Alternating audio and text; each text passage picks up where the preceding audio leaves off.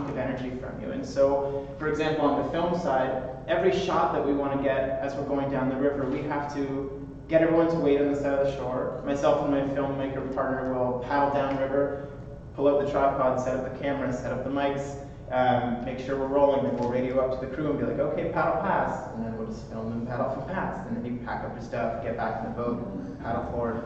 And it's this exhausting, grueling thing. You feel like you're doing the trip twice based off of the amount of equipment you're carrying. And so this is just an example of some of the terrain. So on the trip, there's an 8-kilometer portage, and that portage, which you'll see in the film, takes multiple days, 32 trips, and this is the start of that portage.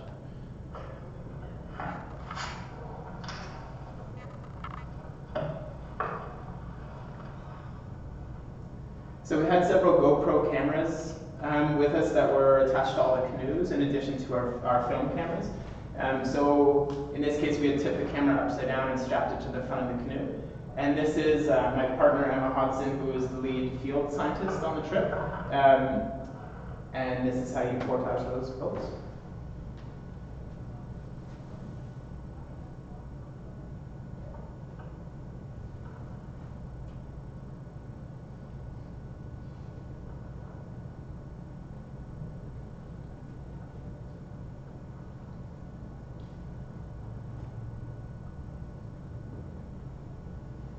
So the landscape is this incredibly rugged and beautiful rocky outcroppings that cut out into the river. And then in the background, those rapids in the background, they're hard to tell, but they're about class 4, class 5, these very massive.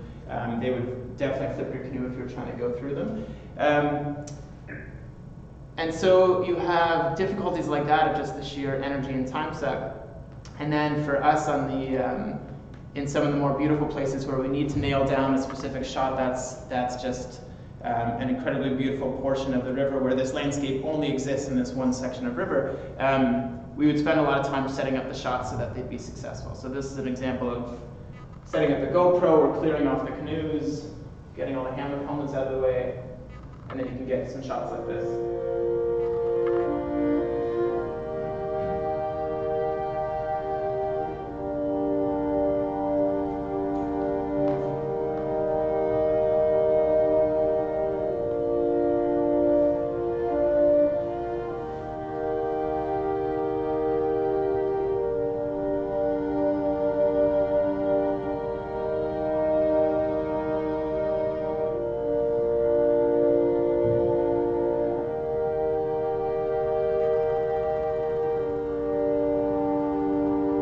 We had a drone with us as well. It's flying up over there.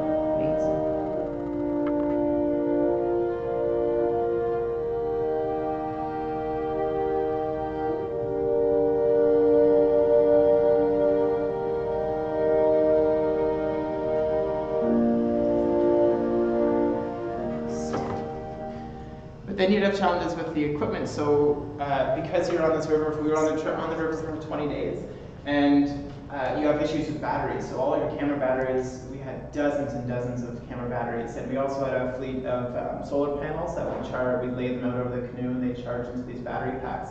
But then we had a stretch of 2 weeks where there was just no sun. It was either rainy or cloudy. And there's an interview later on in the film where the entire thing was shot holding the drone, because that was the only battery left that worked, using the GoPro camera on the bottom, so we're just like holding it like this. And then when you're using the drone, you're so far north that the drone is communicating with its controller, but it starts to get confused with the North Pole and the magnetic north, interrupting your signal feed between the remote control and the drone. So we would have times, that shot that we just showed of the canoe going downriver, that was one successful shot, and thank God we got it, because the next shot, the drone, instead of reading the controller, read magnetic north and just tilted and went boom, and just like disappeared into the woods, and we spent 2 hours tracking it down, broke propellers. It was terrible. But you're able to get shots like this, and we were able to pull together a story. And so the logistics of filming were incredibly tough, but the reason why we wanted to do this and why we wanted to pick artists who had to struggle in their mediums in this kind of environment is because artists are just storytellers, and they pick different mediums for to express the type of language that they can't put to the feeling that that they're trying to express, or the story they're trying to tell, or the commentary they're trying to give. And so the idea with this was that if we could get a group of 6 storytellers together, create a film, and put them out into this landscape, they will then go back into the studio and create works that are based on this trip. And the energy of this space and the story of the Peel watershed will get to continue to ripple out through all of their future work and all of their future gallery shows. The structure of the film was such that we did the 20-day canoe trip, and then the artist did have a year left back in the studio to create works. And we flew around to each of their studios in the different parts of Canada to watch them creating the works that they were going to do. And then we put together an exhibition. So the exhibition and the film are sort of traveling around Canada as a duo. The art right now is in Southern Ontario, and luckily the film can be here. So that's where we're at. But what came out of this, based off of the amount of emotional impact that this trip had on the artists and how much it rooted their work into a theme that seems like it's going to be continued to last for a couple of years, we actually turned this into an artist residency.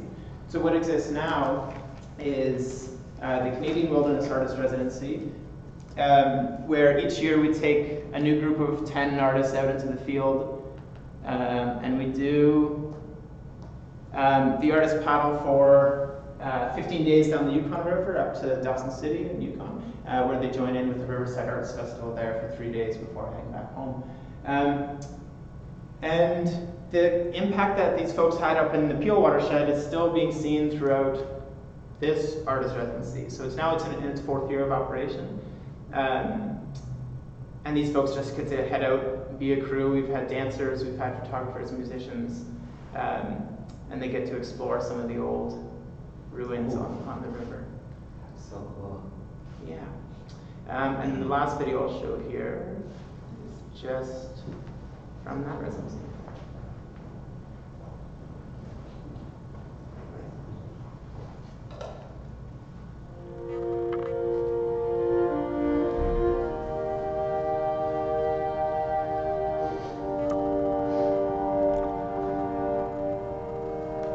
I think it's not often in your life that you get such an accelerated patch of time to be inspired. But here it's just been like immersion and so fast and so passionate and spontaneous, and like just the amount of ground I feel like I've covered mentally as far as what I want to do for my practice is astounding for sure.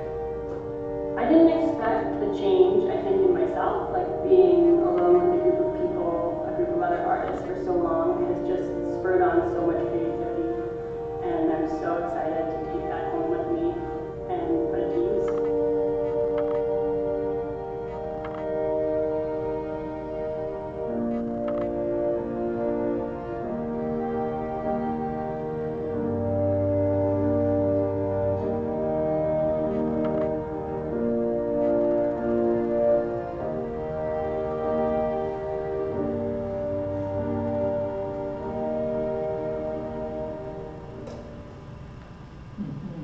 So outside of this work with the film and with the artist residency, I'm an outdoor educator and I work with youth ages 4 to 17. But my passion is being drawn in this direction, because what I'm finding is that for folks who are like 13, 14, 15, up to maybe 25 or so, the ability for 2 things. One, the ability to get out into an area of a type of wilderness like this where you feel vulnerable and you feel like you're going through struggles, but you feel like you'll be able to do that as part of a team. That is vulnerable, and it draws out certain types of emotion that they don't often get to tap into when they work in a city and they live in a city. And then the other thing is that art is this like a calm, what am I trying to say? It grounds the noise. It can dampen down the noise. And so when you're going through your teen years and you're struggling with all these anxieties and you're trying to figure life out and you're trying to figure out who you are, often based on who your peers are, and you're trying to gauge yourself off of their judgments and their acceptances, and you're going through life with that, it's often hard to tampen down the noise and find out who you are and feel some confidence in that. And so art has the ability to root all of that vulnerability and feeling fragile and feeling like you're trying to figure things out into something concrete, into some point of pride of, I created this, I did this, and this is my, you know when you're creating and you get into that tunnel vision of like, this is where all my energy is going right now.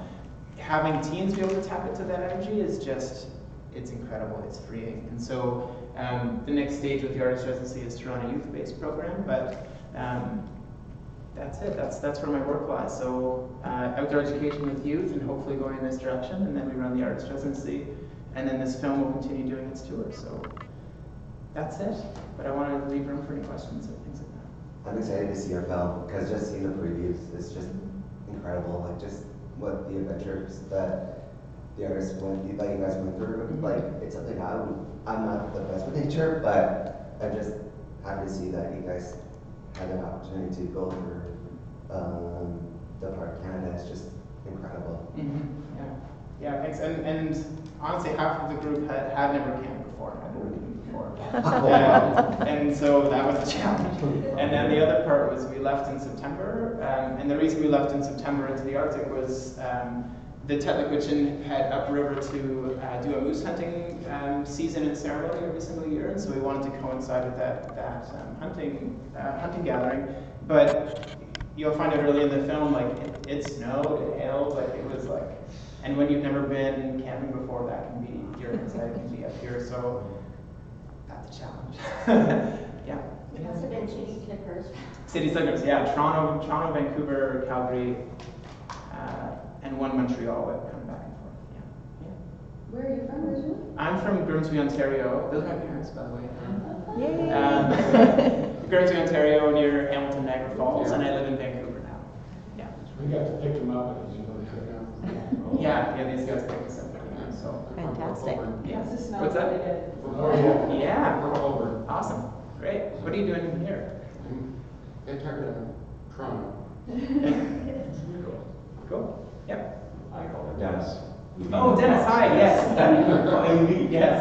I lived in Ottawa for a number of years, and a friend and I used to do canoe trips in Ottawa Park. And that was more than 20 years ago, so seeing that is like, oh my god, I missed that. I kayak now. Actually, Gary and I have done a very good kayaking around the city, but I haven't done a lot of trips like that since Ottawa Park, and it's like, wow. And I think seeing the film is going to make me want to. Yeah, I hope it does. I hope it reimagines that thing, because it's awesome. a magical space, and I think that's part of what I love about that. Taking people out into the wilderness, specifically if they haven't been there before, or if they have been there before, doing something that does push them out of their limits is.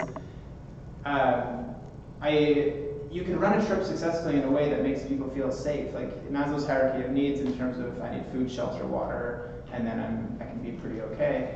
As long as we can line those things up well, which we did on the trip for the most part, then it can just be a life altering thing. So I hope you do.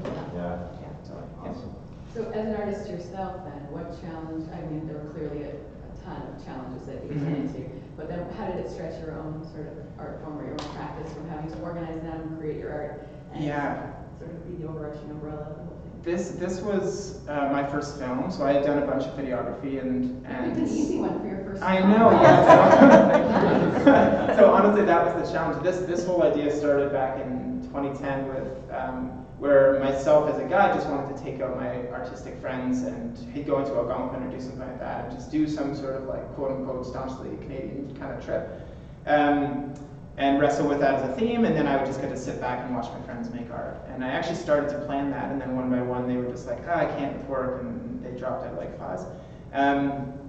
And then it sat on the shelf, and I did a year where I just went to go in. I've been working straight with outdoor ed for so long that I took a year to go and paddle in all these different places that I'd always wanted to. Ended up in the Peel watershed as the last place that I was. And I was like, okay, if I ever do that, it has to be here. This landscape is just incredible, and what's going on here is incredible. And then Tony is my best friend. We went to high school together and grew up together. And so I came back and was like, listen, would you want to do this in a real way?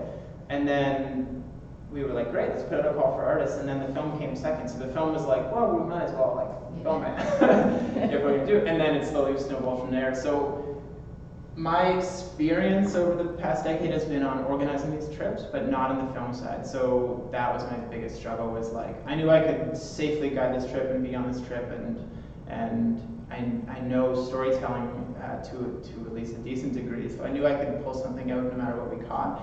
But I didn't expect how tired we were and how much like physical work it took to lug all that camera equipment. So we had a Blackmagic cinema camera, a 60, 4 GoPros and a drone, and then all the batteries and the solar panels and the things. So you had like 5 Pelican cases, and then you also had this laptop with a whole suite of drives, because you have to dump your data at the end of the day. So every single day we would film all day, come back at nighttime, and then as people are crawling into bed, we're sitting in the dark with headlamps just like downloading data. So that was the hardest thing. So many dry sack bags. Oh, so many dry sack Yeah. bags. And using these kind of mics, you would have a wireless pickup right in the middle of the boat in a dry bag, and then everybody's just wearing lapel mics on their raincoats and things like that. But on guided trips, I'm used to getting people set up in the morning, let's cook breakfast, let's get in the boats, but this is like all that plus, okay, who needs a mic? Where's your, let me fix your, do audio tests, like, it was crazy, so, yeah. Have many said that they were going to go see Parks Canada this summer, because there's free entry with the That's right. 150. Mm-hmm. So. Oh, have any of the artists said that they're going to do or that? have like you've shown the film in other places? Yeah, we showed the film, it premiered at Water Docks in Toronto, and then we also showed it, so what we actually did to make the full film was we put together a rough cut of it, just the trip, and then we screened it in Calgary with a bunch of the art, and then we filmed that event for the final version of the film. And so an early version screened in Calgary, and then before we showed it, the final version of the film anywhere else, we did a Yukon tour of the film and the art to go back out to all the communities that supported us originally and get their feedback and say, did we represent this issue in a way that feels honest to you? And so we went through Yukon and up to Northwest Territories and Fort McPherson, made some tweaks from that, but the feedback was great, and then showed it in Toronto, and now it's sort of like halfway through its tour. So, but those artists have continued on. So Tony has now gone up to Labrador and Northwest Territories and done a bunch of other trips with his career and also his music. They're all sort of wrestling with it in their own ways and getting out for Canada 150 and national parks, yeah. Where'd you get your funding, or how did you do that? Yeah, so we got 20,000 from Canada Council, and we raised 30,000, and so that was that 50,000 paid for everything up until the end of the trip. So the camera equipment, the flights going up there, rental of canoes, guide fees, all that. But then all of the post-production was just like myself and Tony. We're still in a bit of debt from it. So, yeah, so it was like a year and a half of just like, okay, we got $1,000. Okay, let's fly to Calgary and film those guys. Right. Okay, so Yeah. just one more second. We'll just get Megan, ready to go. It's just that we've got to keep going because Megan's film is showing at 1. So we want to be able to have enough time to safely cross at the lights and go back over to the hall. But and then of course Calder's film is going to be playing tonight at 6:30, and then we'll have lots of time for Q&A after that. Yeah, too. Yeah. I'll cut mine short because I have more questions for you. Well, that's good. You guys can be talking together. But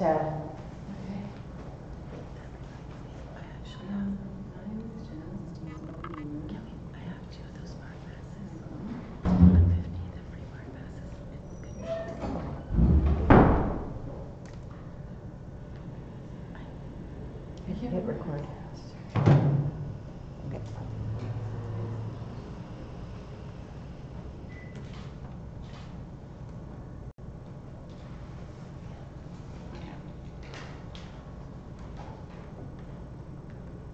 I'll do my trailer in a sec, but my name is Megan Murphy, and I'm from Peterborough, so I know Grimsby. My film is called Murphy's Law. My background is I went to York University for theater, so I majored in theater performance and minored in international relations, thinking I could save the world through art. Very lucrative, great life choices. And then I work in radio. I host a couple of morning radio shows, and I do some improv and acting, and then I went back to school a few years ago for documentary film. Because after a while, you realize as an actor, you don't really get to tell a lot of great stories. You do a lot of Tim Hortons commercials. And so I started to want to tell real people's stories. And a few years ago, my own life fell apart, and I thought, well, if I'm asking everybody else to tell their story, then I better tell my own. So this is a very personal story, and I'll show you my trailer, and then I'll tell you a little bit about it. Nothing like life falling apart for some good art.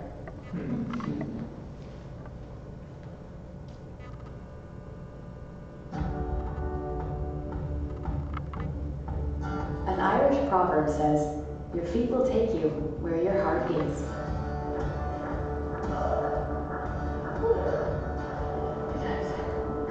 I am not a cyclist. I haven't been on a bike in 25 years. And this isn't just any bike, it's my dad's. I am terrified and completely thrilled. This all started after both my parents died of cancer. I felt lost without them. So as I've done my whole life, I turned to my dad for advice and listened to the tape he'd left me. You asked, where should you travel? Alright, always have. And then I found his journal from his own bike trip around Ireland. It seemed obvious what he was telling me to do.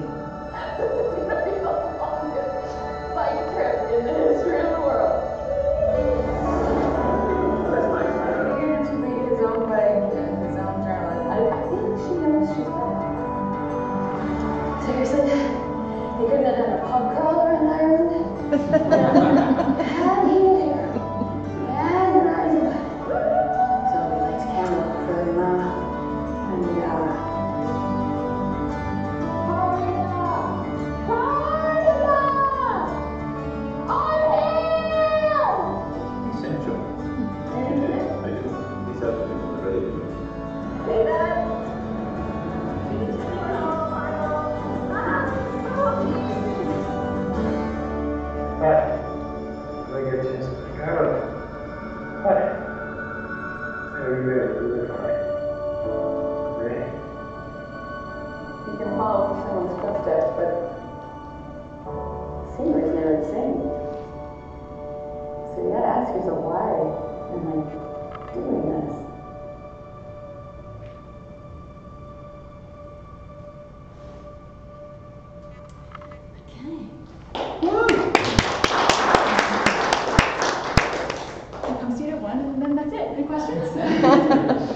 I totally feel your pain because filming, I feel so much of your pain right now. Filming outside, Ireland's not known for a great climate. So there's rain that you're contending with. I was wearing many hats as well. So you were, I was cycling all day, and then you have the crew, and you're lugging camera equipment, and you're trying to set up a shot, and you would set up a shot on the top of a hill. I was directing it, so you'd set up something like, oh, this is gonna be beautiful. And then you ride your bike down the mountain, and then you think, okay, now be a daughter of the fields, actually experience this, ride up the hill, and then the DOP would go, that was great, we're gonna do it again, just in the closer. Okay, no problem. It was just constant, I felt, oh, and then you get back at the end of the night, and I'd have to do all of the loading, you're downloading all the footage in a racing card, which makes you panic every single time that maybe you didn't get your footage, and then start again the next morning. And I was like, why have I done this? This is the stupidest thing I've ever done in my life.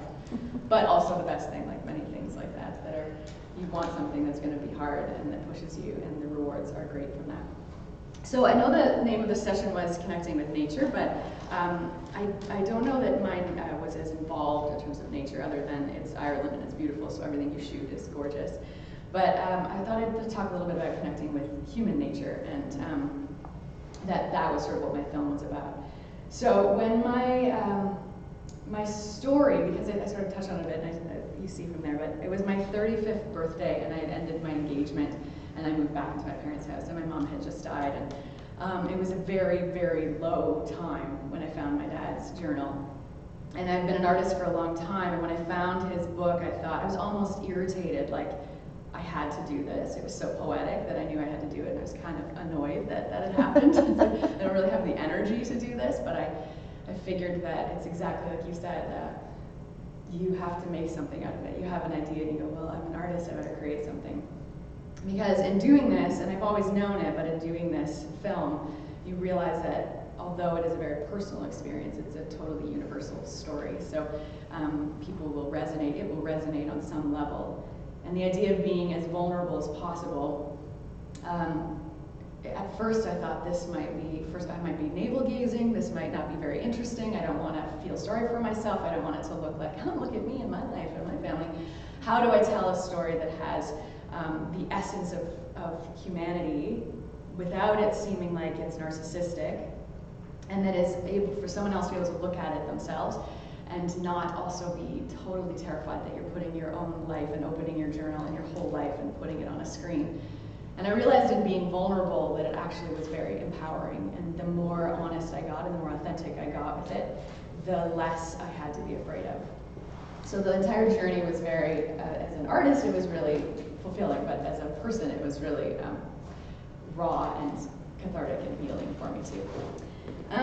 There's another problem with my film, was that one of my main characters is dead, so your footage is limited. So I had thankfully a lot of archival footage. My dad had done a lot of shooting in our lives. With I remember growing up with this ginormous VHS camera that had a light that sort of burned your eyes out, and it attached to cords that had the actual tape that went into it. And so thankfully I had a lot of footage, and some Super 8 footage, but it was difficult to create a story. I wanted people to fall in love with him, I wanted people to know him, and I couldn't shoot anything new with him. So trying to craft a story around someone that doesn't exist here anymore was very difficult. So I thought that was a kind of interesting process of how you tell someone's story that isn't around. And what else was I going to talk about?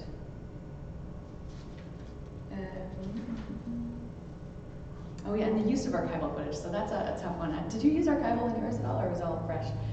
Yeah. That was tough too, because I had so much footage. I had about 50 or 60 hours of home movies, and then I had about 50 hours of footage from Ireland. So I'd watch it all and document it all, and then you find some great nuggets and you think how I want to shove it all into this film, and you realize you can't. And when I was in theater school, I used to have to cut stuff, and we'd always go, it's like killing your baby because you love it so much. And you're like, just kill your baby. Which one's their least favorite baby, and kill it. And so there's a lot of that where I'm like, no, grieving for this little part, and you have to get rid of it. And so there's so much that you have to leave out. But I love the use of archival because it can add texture when it's done well, and it can add elements that you wouldn't normally think of. But putting too much in is a problem because it dilutes it, and it dilutes the point. Putting it too little in doesn't give you enough of a feel for it. It's a little too, a little bland still. So finding that balance was difficult for me, and parting because it was my own story. Parting with that was sometimes hard because I would fall in love with something because it meant something to me, but it didn't serve the story. So I was editing it myself, and then there came a point where I thought, that girl's annoying me. I'm watching my own face for 8 hours a day, and I was like, oh my God, she talks a lot, and I hate her, she's so annoying. So I hired someone whose film I had seen, and I liked it, I liked him, I didn't know him, he was an introvert, he didn't care if he was nice to me, it was perfect, because he didn't want to talk, he'd get down to work, he was not precious about any of it, and just, I love you so much. Because he could go, I know you like that, but that's not good. I was like, okay, this is perfect. So it was great because it made me divorce myself from the material. Yeah. Yeah, I just noticed about when you, for filmmakers, you have to hear their own voices. We're so critical about ourselves though, and I think I can relate that too, because every time I hear my own voice, I just want to punch that person. Yeah. So, but I know. But yeah, it's a habit though too as well.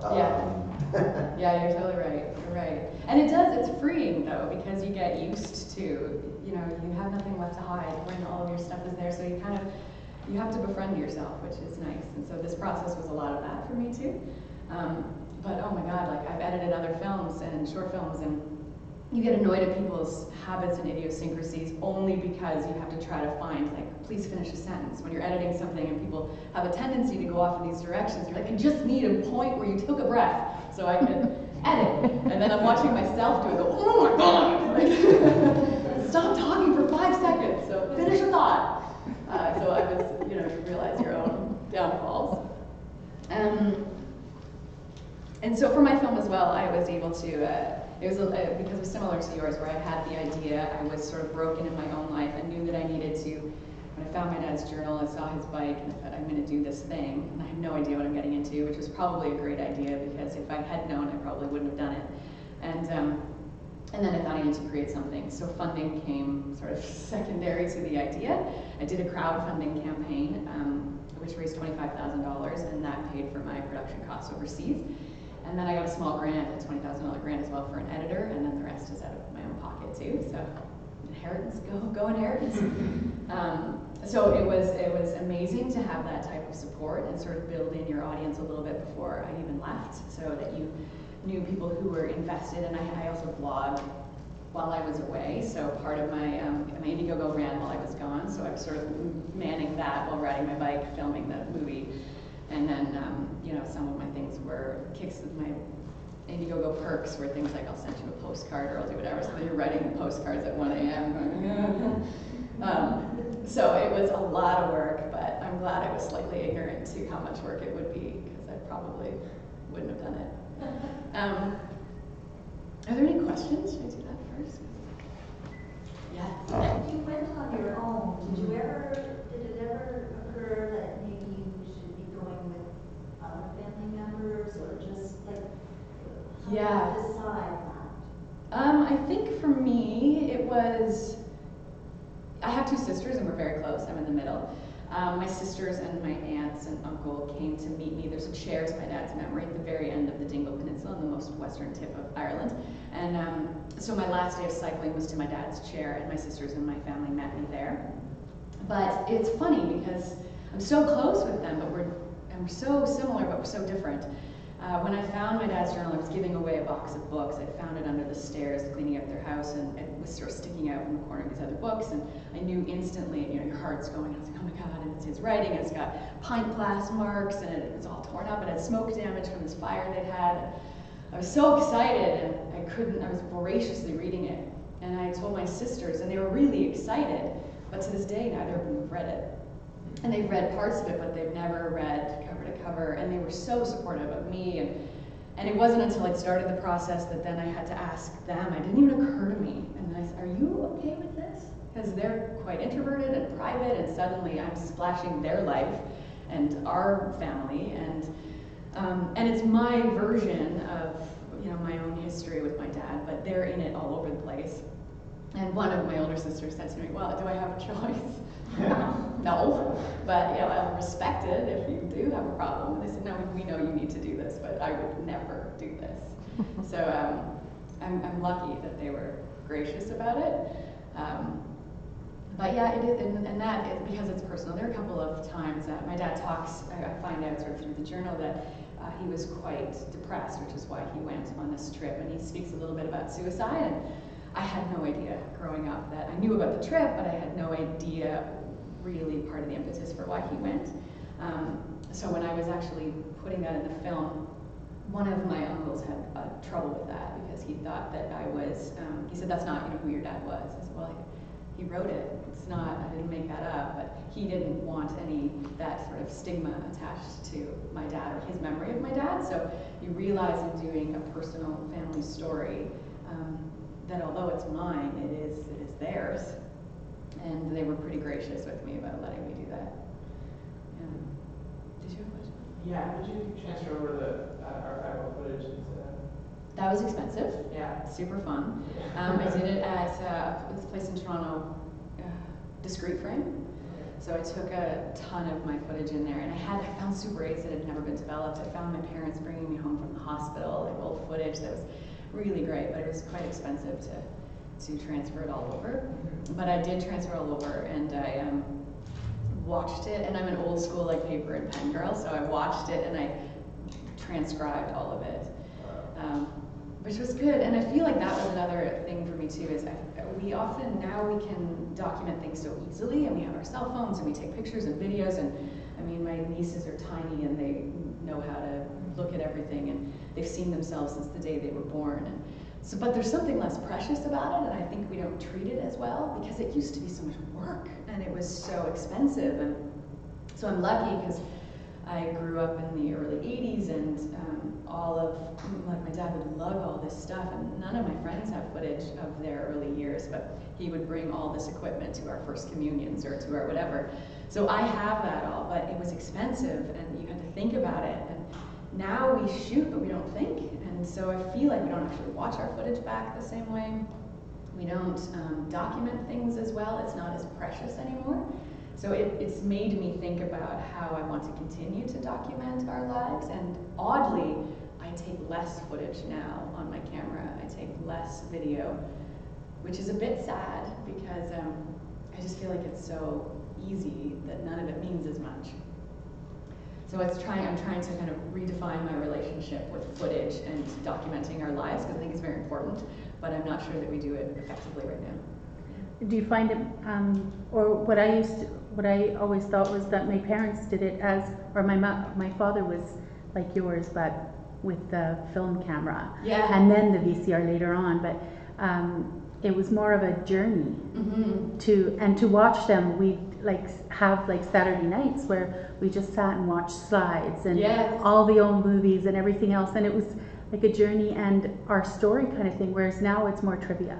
It totally is. Yeah, or watch this funny thing or whatnot. Yeah, and even in my dad's journal, it's quite neat because he's a prolific writer who's very good, profound. He's 26 when he wrote this, and I can't believe it still because it's so beautiful. And I use a lot of his journal in the film. I had an actor read some narration from his journal. But he writes little things like private note, as though someone was going to read it, and he'd write a note to my mom or something in there, and they were still dating at the time. But then he would write things like, clearly, he said, this is from this. I took a picture of this. I'll show these slides when I get home. So he had an intention, and I guess it did happen that he had the whole family together and showed them. Where the world has gotten so, it's, in a way, it's so lovely that you can get anywhere and go anywhere and do anything. Show your phone. Yeah. But even when I was in Ireland, like when my dad was there, he's writing all this stuff, and it was still pretty uncommon. Like he was the only cyclist, and he went out to the Blasket Islands and the Aran Islands, and there was no power on the islands. There was, and now you can get anywhere, you can do anything. There's Wi-Fi, there's blah blah blah blah. So in a way, you're like, we can get anywhere. So everywhere is a little less tasty. So it's trying to find again. For me, it was like, where do I find a place in the world that is as unique, as interesting? Where do you find an experience where you go, this is so hard? Like, unless I'm going to go, which I might just apply, day one of it. It's hard to find a spot where you're alone, where it's quiet, where you can actually think, and that's very difficult to find that now. Yes. Because when you're in front of the camera, there's that element of you're very aware you're on camera sometimes. Yes. What ended up being the most cathartic thing in this process? Was it pre all the production and you're just sitting there reading the journals, or was it the film's done and now you can really where? Yeah, that's a good question. There were a few. I think I wanted there to be. I wanted to have some sort of top of the mountain moment of like, I feel it all, I get it all, and I'm Brahma. Like I wanted that. Even though I was pretending I didn't, and I don't think I got that when I was in Ireland. I think I've had a lot of that, not a lot, but I've had some of that sense when the whole process is done and you can digest it. And but it was just so much work. It was so much work when you're doing it, and it broke you. Like I was just it was so exhausting on every level, which was great. But yeah, I think it was so difficult. I don't know really what I was expecting, but I don't think it was incredible. It was horrific. It was torturous, and it was awesome, all rolled into one. There was a moment though. I had a film crew. I went with a Canadian cinematographer. I hired an Irish sound girl, and then my aunt and uncle came as my drivers for them. And the cars in Ireland are tiny, and the roads are tiny, and like everyone's jammed in with like equipment coming out of everything, and it's hilarious.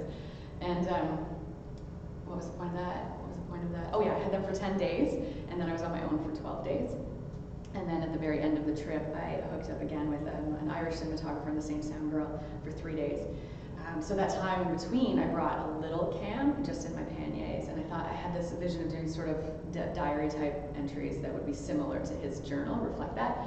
Day one, I'm out, I've like left everyone behind, and I'm like, okay, here I go on my own, like I want to just experience this. And, I was riding along these tiny roads, a car came out and passed, another car didn't see me and almost hit me.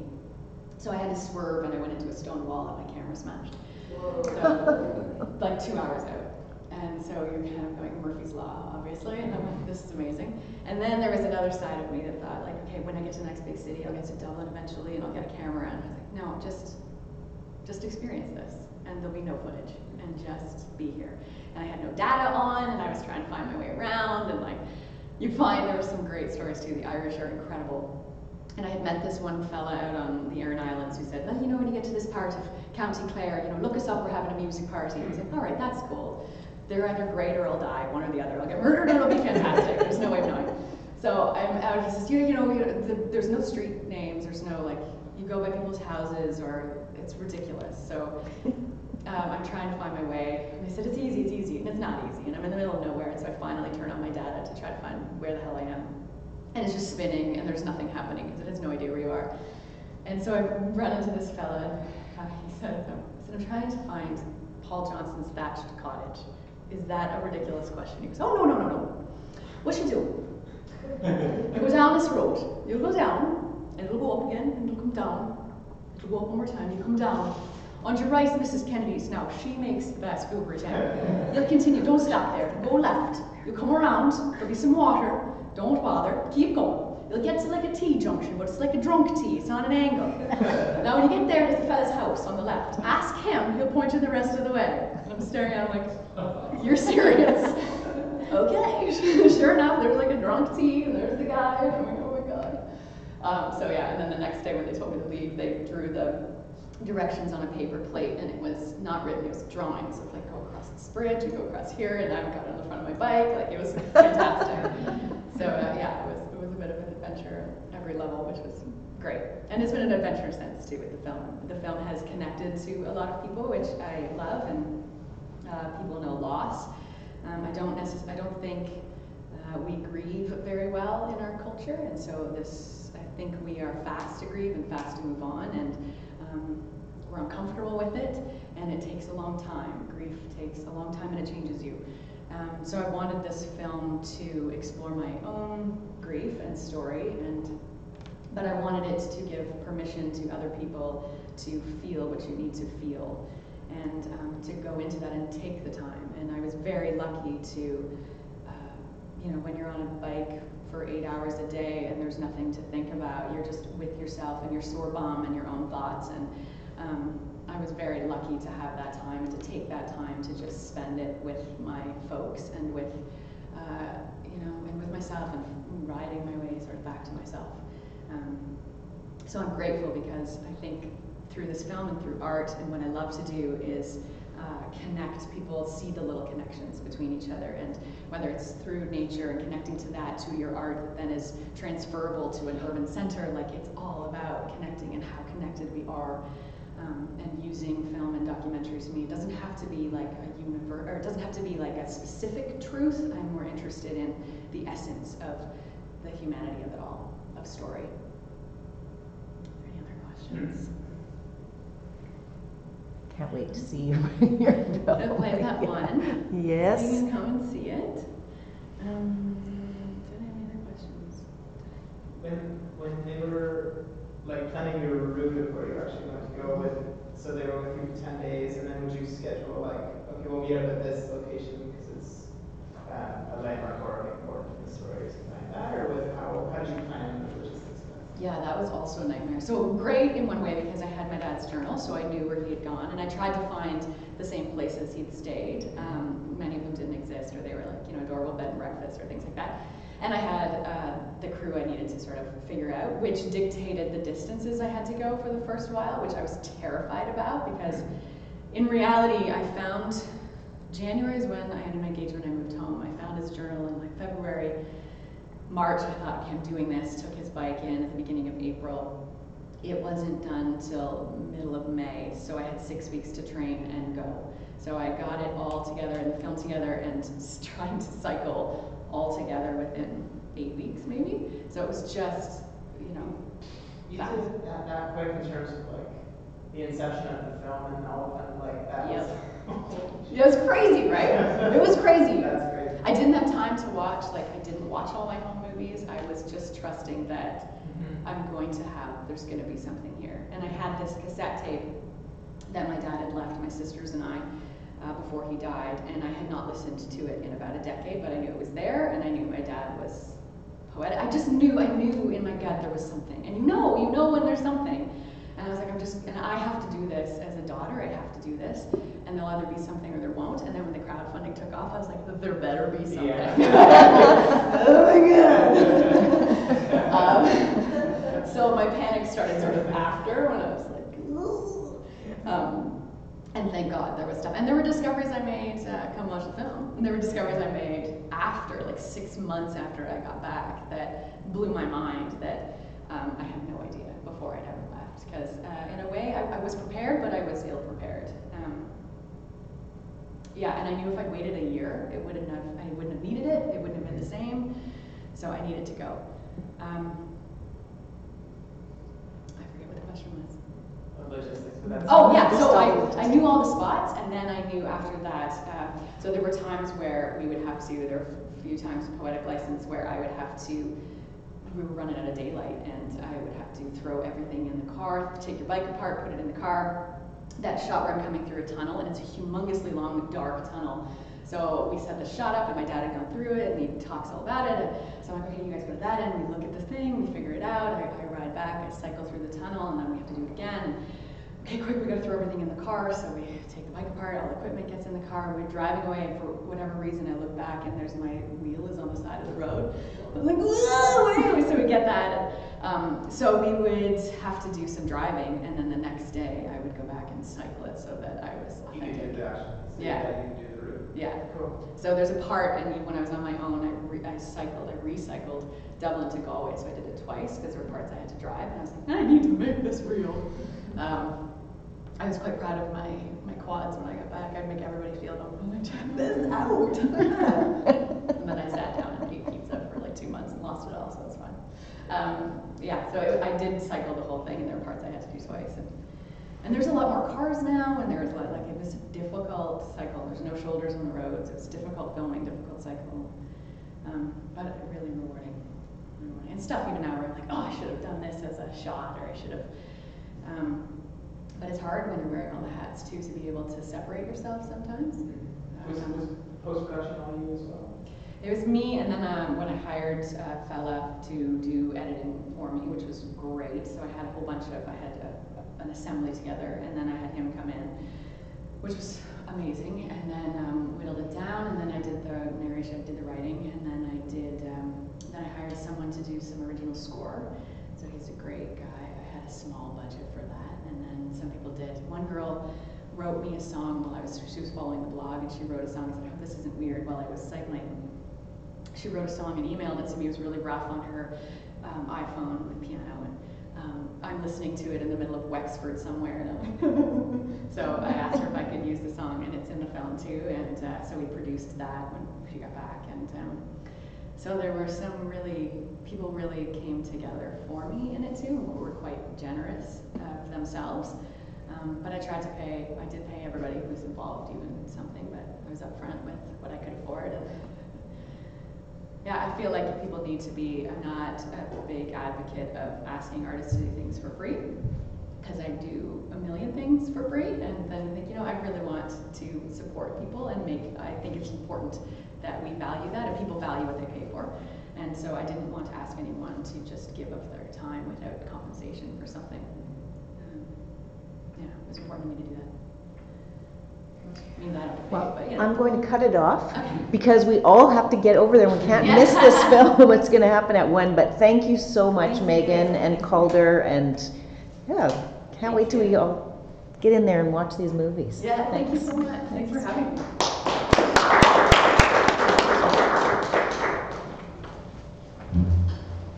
That was great. Thank you so much. My name is Kelly, and I have